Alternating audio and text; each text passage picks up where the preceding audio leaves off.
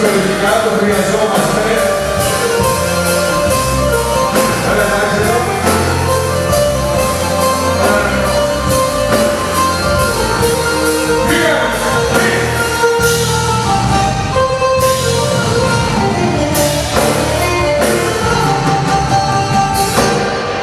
Το τελευταίο δάκρυ μου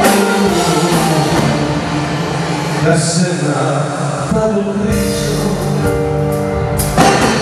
Αυτό δεν μας κατάλαβες ούτε για μια φορά.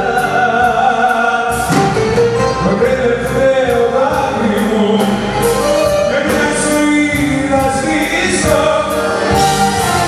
Θα σε ξεχάσω σαν αγκαλιά.